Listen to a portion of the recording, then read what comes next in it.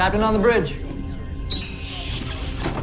Alright, captains, we are back here on the bridge, and today, yes, we're going back to the Shangri-La Command Warship. Yes, captains, but before we get into this video, do us a huge favor and hit that like button. Also, if you're new here, welcome. Consider subscribing here to the YouTube bridge. We're always on the lookout for like-minded captains to share our love, passion for Star Trek Online, but also things Star Trek. Now, with that said, here we go. Yes, captains, you know that we already did a previous video on the Shangri-La, showing our sort of TMP themed style build. If you missed it, well, I will link it in the card after the video there at the end. But we did mention in that video that we're going to do additional builds on this. And after that video, I changed it up. So that's what we're going to showcase in this video. So we'll go over the weapons again, SpaceX consoles, trade stations, DOFs, and then take it into a Cure Advanced. But yes, I've been truly, genuinely been having fun on this ship. But let's get right into it. So as you can see again, it is the Shangri-La Command Warship, which is part of the 15th Anniversary Classic Film Bundle. And this time, what we decided to do is just go torpedo spam crazy. Now, we did end up going with more of a meta torpedo set at the front there, with the classical mines at the back, but it's the consoles that have changed. So let's go over, start here in the four weapons. The enhanced biomolecular photon torpedo launcher, of course, from your Undine rep. The Delphic distortion torpedo launcher, which is from the Lobi store. The neutronic torpedo launcher, which is from the Delta rep. The dark matter quantum torpedo launcher, which is from your Discovery rep. And the Maelstrom quantum torpedo launcher, which is from the legendary Akira. Now, if there was a Maelstrom photon torpedo launcher, I'd definitely put it on this ship, but we don't have one yet. Hopefully, I don't know. I'm hoping we get one in the future. Space set is nothing too different. So the Elite Fleet Intermission Protomatter Deflector from your fleet colony, the prevailing innovated impulse engines, the Tholian nucleating warp core, which was an event prize a couple of years ago. Now you can get from the Mud store. And then the Tilly's Review pending modified shield from the Discovery rep. So here's the difference in the back here. So we got the Elite Fleet Janor Tricobalt Mine Launcher from, again, your fleet colony. Thoron Infused Quantum Mine Launcher from your Delta Dilithium store. And then the Tetrion Mine Launcher, which was from a reward from one of the episodes of the Klingon Arc. Devices, nothing different. Kobayashi Maru Transponder. Of course, buff goodness. Temporal Negotiator to help reduce our cooldowns. And then our Torp Candy still for the plus 30% projectile damage for 20 seconds and plus 5% critical severity. Consoles. So the sequential warhead loader, which comes with the ship. Love this console. I absolutely love this console. So loaded for bear. 3 torpedoes disables shields, AoE kinetic damage. To foes, so the first hit, shield subsystem offline for 10 seconds. Second hit, 39,604.1 kinetic damage to the main target. And then the third hit is 33,003.4 kinetic damage to up to 10 foes within a 2.5 click radius. Now, as soon as I saw this, I wanted to pair it up with this console. The opening salvo to keep the shields down. So this, of course, comes from the Luna. T6 Luna, or aka Riker's Titan. So there fires 4 salvos up to 5 targets, 3,405.7 kinetic damage, knocks target subsystem offline for 8 seconds, which is usually always shields.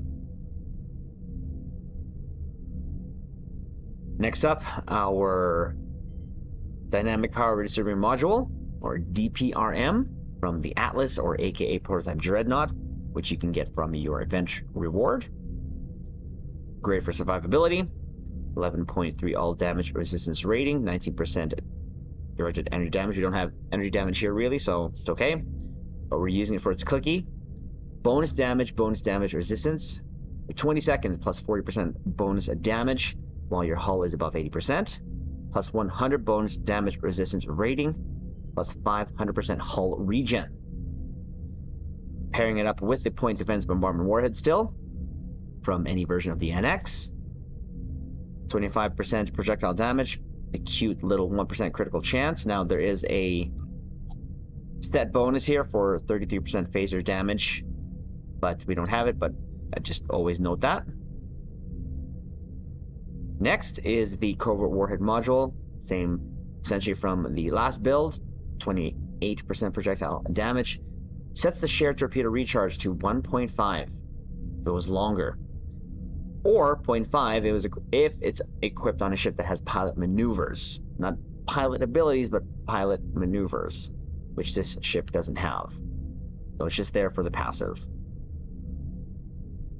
We are using the Ordnance Accelerator from the Gamma Rep for its minus 1.5 second shared mine recharge time. So as you can see there, minus 20 or plus 20% mine recharge speed, plus 26.3 projectile weapon damage. So it's helping us there as well. Now here's the other last consoles I added here. A Tricobalt Tear Launcher, which is from the Tier 6 Steam Runner, aka Appalachia. 19% mine and torpedo damage, 47.5 Starship Shield Pen. Launches up to 5 ultra high yield Tricobalt warheads at a target within 3 to 12 clicks. 16,245.3 kinetic damage up to 5 to foes in a 1.5 radius. Upon detonation, it creates an unstable subspace rift. So it's pretty good. I like it. To me, it's like a quantum launcher, really, visibly. Now, we're also decided to use this, the variable auto-targeting armament. This actually comes from the Arbiter. Nevada Quantum Mode. Creates 2 level 66 quantum armament projectiles, 28,393.2 kinetic damage. Shield Pen fires micro quantum torpedoes 1 every second with an enemy 10 clicks. That deals 1,433.1 kinetic damage. So just for the added looks. I like it. I try to use this console as much as I can. It's not the best console, but again, this is more of like I think the title is going to be in description either like torpedo spam or torpedo yes build, yes, or just this, because I like it. Next, we are going to use the multi-directional artillery barrage, which is from the Lexington, or the Smexy Lexi. Plus 20% all damage with projectile weapons. Gives us a little bit of maximum hull capacity, but it has 360 kinetic barrage. Damage scales with targets. Launches warheads in all directions, dealing 12,969.7 kinetic damage to foes. Plus 25% bonus damage per arc with foes. And plus 10% additional bonus damage per affected foe. And lastly, we're going to top it off with the Micro Quantum Torpedo Phalanx Array, which is from the Achilles, which is from last year's 2024's Heritage Bundle. These things hit pretty hard, launches 20 torpedoes, AoE kinetic damage, stacking kinetic resistance debuff. Launches 10 targeted Micro Quantum Torpedoes at your selected target. Each deals 41,106.3 kinetic damage.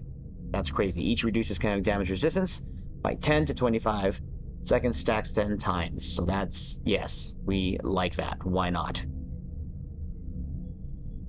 So again, that is the build on this. The stats did change. So we went to 33.4%.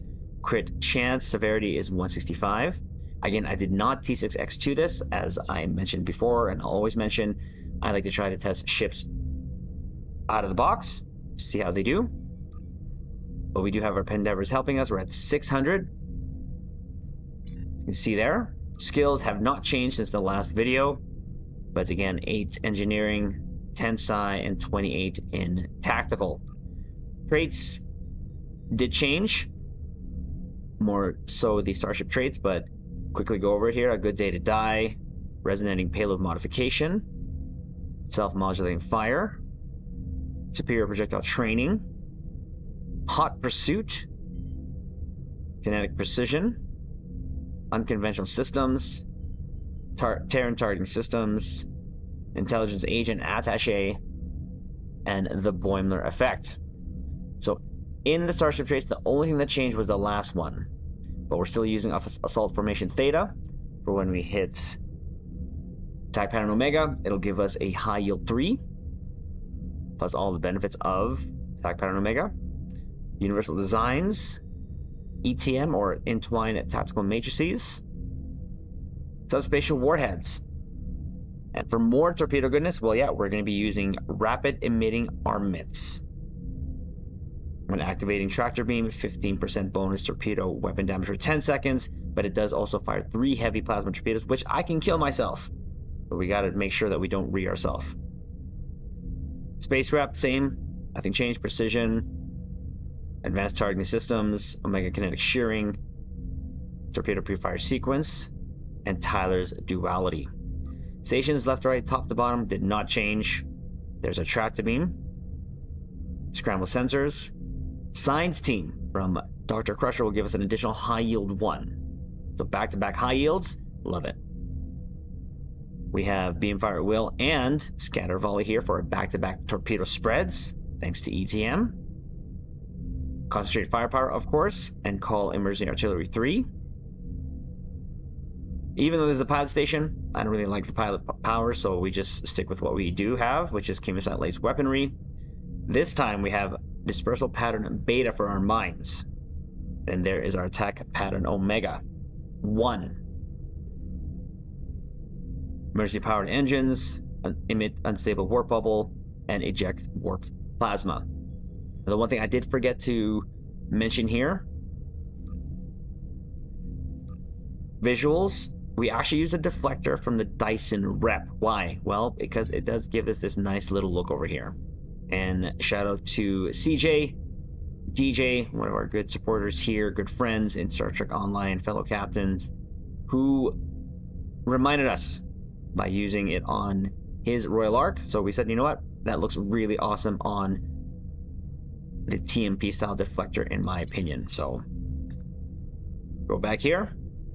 And now station now, we go to our dupes. Again, nothing changed. Neil Falconer in the ground slot, increased damage versus the board. Elder Milikatan, increased damage versus all. In space, again, emergency con holographic officer, helps recharge our evasive maneuvers when we hit emergency powered engines. Sitarsa, projectile weapons officer, chance to reduce the time to recharge torpedoes. Another projectile weapons officer, chance for stacking crit severity buff on firing projectiles. And our last one, projectile weapons officer, chance to reduce the time to recharge mines. Lyrene, increased damage versus the Borg, and 38 of 47. This DOF helps us. 15% chance to reduce command bridge officer ability, cooldowns by 50%. So again, nothing too different with the build other than the weapons and a couple choices here in terms of traits and such. But again, having fun on the ship. The ship did really well when we put this build on her, so we wanted to share it. So let's go to Cure Advance again, as we normally do. We'll head to the Cure Advance. We'll take out the left station, head over to the right station, clearing off the ships heading towards the Kang, clear off the right station, finish off the middle, and then finish a TFO. Now, in Elite Cure found, this was able to take out the assimilator that's being recharged by the nano probes below in its first alpha strike. So that is quite impressive, and that we did that last stream there when we built this out. It was just impressive. But here we go. See how we do this time. Get our stuff going here. Again, we're gonna go to the left side. Make sure that we're buffed here.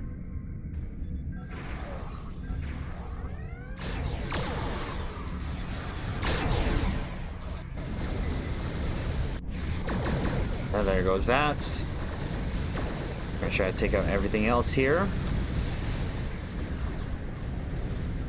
We'll clear back there. We'll go back there, clear if we need to.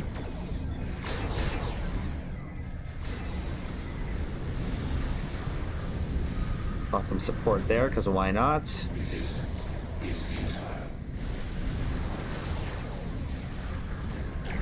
Let's targets there. Wasted my heavy plasma torpedoes.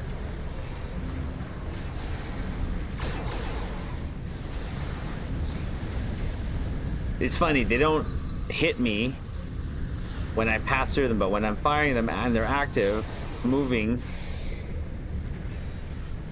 See, there are mines are. I wish they would speed up the mines there. Okay, now we'll take this out. The right.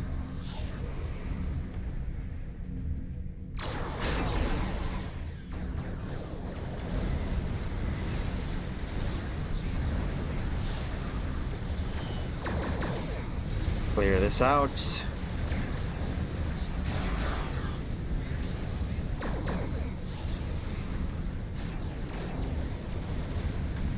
Borg Raptor here had more hull than the assimilator for some reason.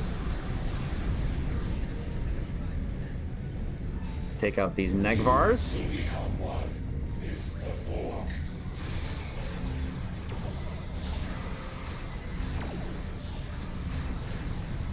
Now we take out this assimilator here.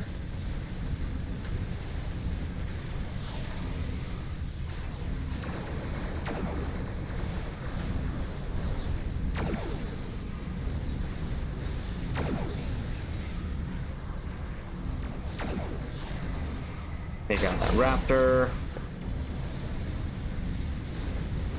And there's a sphere here, hanging on for dear life. And done. Ha! I'm not sure how much faster that was or if it was longer, but it felt like better than my theme build, which makes sense because this is a little bit more performative build than the last one. But we'll tell the Kang to get out of here.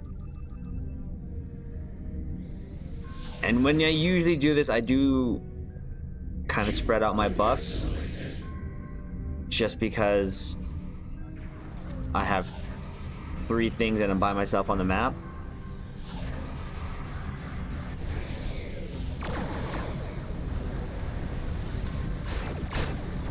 And that's all she wrote. I wasn't even finished clicking. I think I had one more thing to click, which was the Vada and my tact fleet. But with a lot of Universal consoles, there's gonna be a lot of clicking.